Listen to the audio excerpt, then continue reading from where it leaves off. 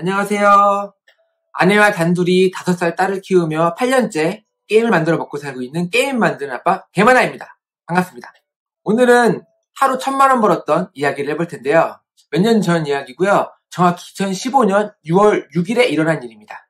디테일하죠? 물론 게임 사업을 하는 저로서는 모바일 게임을 만들어서 번 돈이고요.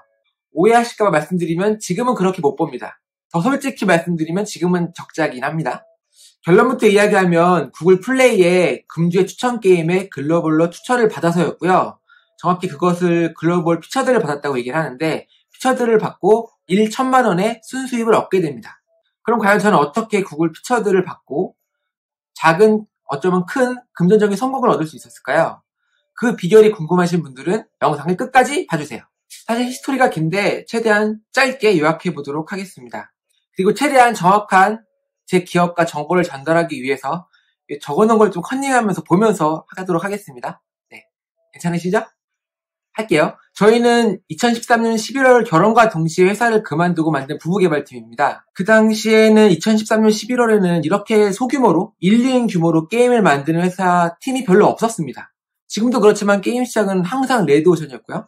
힘들었습니다. 그때도 마찬가지였고요. 저는 돌파구를 비용을 줄이는 데 있다고 봤고요. 그래서 회사를 나와 둘이만 먹고 살면은 많이 벌지 않아도 되니까. 그래서 만들었던 게임들은 미니게임들이었습니다. 지금은 2020년에 이 게임들을 정의한다면 하이퍼 캐주얼류의 게임이다라고 말할 수가 있는데요. 근데 망했죠? 개인적으로 너무 시대를 앞서간 게 아닌가라는 생각도 해요. 왜냐면 이 미니게임에 광고가 들어가 있었고요. 동영상 광고도 들어가 있습니다. 지금이야 동영상 광고가 흔하긴 하지만 그때 당시만 해도 동영상 광고가 많지 않았거든요. 제 게임 같은 경우는 그때 당시 만들었던 게임이 게임을 3번 플레이하면은 광고가 그냥 떠요. 동영상 광고가. 아무런 보상도 없이. 동영상 광고가. 보상도 안 주면서. 사실 이 시기에 광고를 보고 보상을 준다는 개념은 없었습니다. 후에 길 건너 친구들이라는 게임이 히트 게임이 되면서 보상 광고 게임의 어떤 가이드라인을 제시해줘서 그때부터 많이 채용하기 시작했지. 게임에 동영상 광고를 넣는다? 욕먹기 딱 좋은 거였고 실제로 욕을 많이 먹었고 다 망했습니다. 물론 망한 이유는 게임이 부족해서였기 때문이겠죠? 제가 잘 못 만들어서. 게임 8개를 만들었는데 다 망했어요. 그래서 어떡하지? 우리 결혼했는데 게임이 다 망했어. 그래서 결심을 했습니다. 2달 동안 유럽여행을 떠나자! 유럽여행에 로망이 있었는데 회사 다니면서 갈 수가 없잖아요. 한두 달 유럽여행을 가야 제맛인데 누가 한두 달 휴가를 줘요. 어떤 회사에서. 그래서 이 기회에 한번 여행을 떠나자라고 생각을 했고 우리 회사는 저랑 와이프 딱 둘이고 내가 가자면 가는 거니까요. 이 기회에 게임도 망했는데 리프레시 차원에서 만약 여행을 가면 여행 다니면서 새로운 어떤 경험을 하고 새로운 아이디어를 얻어서 정말 대박 게임 아이디어를 얻어서 기획을 해가지고 한국으로 돌아오자 이거였습니다. 그래서 퇴직금 탈탈 털어서 남은 돈 탈탈 털어서 여행을 갔고요. 2014년 3월부터 5월까지 갔는데 여행 관련 얘기는 생략을 하고요. 여행 마지막 날 핀란드 헬싱키의 한 암석교에서 저희는 둘이 서로 안고 울었습니다. 사실 게임 아이디어는 얻지 못했어요. 사실 여행하기 급급했지 사실. 그래서 어떡하지? 뭐 먹고 살지? 게임은 망했고 잠깐만 뭐 하지? 그래서 울었어요. 실제로 통장 잔고가 300만 원밖에 없었어요. 이제 어떻게 살아야 돼? 이런 고민이 들 수밖에 없었고 그래서 여행 마지막 날 참 슬펐던 기억이 있습니다. 300만 원이라는 돈이 어떻게 보면 많을 수도 있고 적을 수도 있는데 우리 앞날이 창창한 신혼부부인데 300만 원이라니 내가 300이라니 집도 전세인데. 근데 유럽 여행하면서 한 가지 얻었던 교훈은 경험의 중요성이었습니다. 깨달은 것이.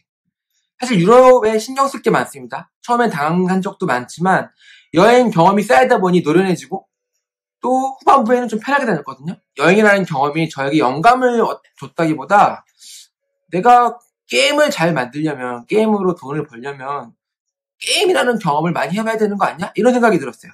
사실 결혼하고 회사를 둘이 시작할 때 게임을 만들기 시작했을 때 제가 가지고 있는 철학은 이거였어요. 뭔가 독창적인 게임을 만들려면 다른 게임 해보면 안 돼. 게임을 많이 안 해본 거예요. 실제로. 많이 즐기지도 않았었고요. 근데 여행이 끝나고 한국에 와서 결심을 했어요. 게임을 한번 많이 해보자. 내가 돈을 벌려고 하니까 돈을 많이 벌고 있는 게임 한번 확인해보자. 그래서 한국에 와서 미국 스토어에 들어가서 상위에 있는 게임을 다 해보기로 합니다. 특히 미국 스토어의 무료 게임에 매출 순위가 높은 게임을 해봐요. 그리고 우리가 만들 수 있는 2D 디자인의 게임. 3D는 너무 어려서 못하거든요. 이걸 다 해보다가 클리커 장르의 게임을 알게 되었어요. 사실 그전에는 몰랐거든요. 이 클리커 장르라는 게임이 있다는 자체를. 2014년부터 클리커 장르의 게임을 만들기 시작합니다. 클리커 게임을 재해석해서 저희만의 스타일로 녹여서 만들었던 게임이죠. 쩌는 마법소녀 포켓 리자드라는 게임이었습니다. 만들었던 게임을 하루에 1,000원 벌까 말까였는데 이 게임은 하루에 10,000원, 20,000원을 벌어다 주는 거예요. 괜찮은데? 근데 한계가 있었죠. 저희는 게임 마케팅에 대해 몰랐고 잘 모르는 개발팀이었으니까요. 근데 그동안 저희 회사가 해와둔 게 있었어요. 바로 SNS에, 페이스북에 게임 개발자 모임에 저희에 대한 소식을 계속 올리는 거였어요. 잘 모르지만 우리 이렇게 게임 만들기 시작했어요. 모르는 거 있으면 물어보고요. 사실 지금 제가 보면 와 이거 정말 초보티 나는 질문 아니야? 이런 느낌이 드는 글들도 많아요. 하지만 물어봤어요. 왜? 그때 몰랐으니까. 사실 이런 질문들을 통해 저는 배워나갔고 더 나은 게임을 만들 수 있었던 게 아닐까 생각을 해요. 사실 사람들은 물어보면 대답을 해줘요. 내가 원하는 답 아니면 어떤 해결책을 제시해주거든요. 근데 내가 물어보지 않으면 그 답을 얻을 수가 없는 거예요. 그리고 뭔가를 시작했다면 내가 여기 있어 이런 걸 알리는 게 되게 중요합니다. 마케팅의 일환이겠죠 사실. 덕분에 여러 게임 관련 기자분들이 저희를 취재를 해주셨어요 그동안. 그래서 사람들에게 이 팀은 소규모로 게임을 되게 열심히 만들고 있구나라는 인식을 심어줬습니다. 그때 당시에 또 디자인이 유니크했던 점도 한몫했고요. 아무튼 포켓 리자드라는 게임을 앞으로 어떻게 관리해야 될까 고민되는 시점에 갑자기 구글에서 연락이 왔습니다. 협력을 하고 싶다고요. 와! 정말 기뻤습니다. 왜? 왜냐하면 뭐가 됐던 구글이 도와준다는 얘기잖아요. 사실 저희 같은 뭔가 무슨 약간 부족한 회사를 게임을. 근데 구글이 왜 저한테 연락을 했을까요? 그때 당시에 2014년에. 아까도 말씀드렸지만 2014년에는 소규모로 게임을 만드는 팀이 별로 없었습니다. 그리고 페이스북에 팀을 적극적으로 알리는 팀도 별로 없었고요. 그러는 와중에 구글에서 뭔가 소규모 어떤 인디라고 할 수 있는 그런 개발팀, 그런 게임 개발자를 지원하는 어떤 정책, 니즈가 생긴 거죠. 거기서 저희 팀이 눈에 들어오게 된 것은 어떻게 보면 당연했던 결과라고 생각을 했고요. 또 그때부터 구글과 관계를 맺으면서 좀비 심판의 날이라는 게임을 또 만들어서 피처들을 받게 되고요. 금지 추천 게임에 걸렸다는 얘기죠. 그때부터 자신감이 붙기 시작했어요. 돈을 벌기 시작했으니까요. 저희의 인생 게임이라고 할 수 있는 무한 더 던전이라는 게임을 만들게 됩니다. 무한 더 던전 아니고 무한 더 던전입니다. 그때 당시 꽤 평이 좋았던 게임이었고요. 그래서 2014년 12월에 유료 게임으로 저희는 자력으로 1등을 달성하게 됩니다. 그래서 한 달 동안 약 5천만 원의 수익을 얻게 돼요. 몇 개월 뒤에 구글의 도움을 받아 무료 버전을 글로벌 피처들을 받아서 2015년 6월 6일 현충일날 하루 1,000만 원을 벌게 됩니다.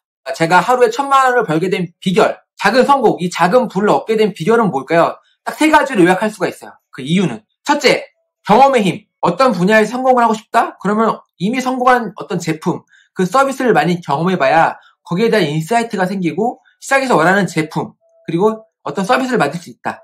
둘째, 모르는 건 물어보자. 모르는 건 제가 아닙니다. 모르는 걸 질문하지 않는 게 죄예요. 사실 자신의 나약함을 보이는 것 같아서, 내 부족함을 보이는 것 같아서 질문을 안 하는 경우가 있는데 그렇게 되면 한 단계 나아가지 못합니다. 모르는 건 물어보고 그럼 사람들이 기꺼이 아주 즐거운 마음으로 대답을 해줍니다.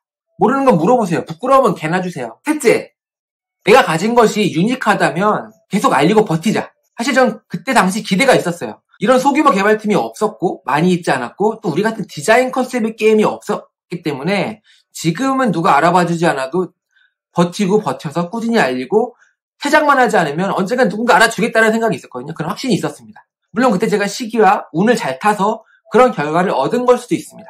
지금 2020년에는 구글 플레이의 어떤 추천 게임이 선정이 돼도 그때만큼의 어떤 효과는 없을 거예요. 그 카테고리가 많이 고도화됐고 섹션도 많아졌고요. 또 유저들도 달라졌고요. 제가 비결이라고 얘기했던 경험의 힘, 그리고 모르는 거 물어보자, 그리고 내가 가진 것이 유니크하다면 계속 버티자. 사실 이 어떤 내용이 꼭 맞는 내용은 아니에요. 어떤 사람한테는 이것이 해당되지 않는 이야기일 수도 있습니다. 사실 성공이 무엇인지, 성공 비결, 개개인마다 다 다르고 자신의 정의한 성공, 또 그 성공에 도달하기 위한 방법은 다 달라요. 그래서 절대적인 방법은 없습니다. 그래서 제 이야기는 참고만 해주셨으면 좋겠고요. 자, 마무리하겠습니다. 이렇게 성공을 했는데 왜 지금은 적자일까요? 어떤 이런 실패담, 이런 거에 대한 것들은 다른 영상에서 다뤄보도록 하겠고요. 그럼 구독 꼭 눌러주시고요. 왜? 유용할 거니까. 나름 깨알 자랑을 하자면 대기업에 들어갔다가 대기업에 가감히 때려치고 스타트업도 들어갔다가 스타트업도 때려치고 지금은 이제 집에서 8년째 상대적으로 자유로운 생활을 영위하면서 먹고 살고 있잖아요.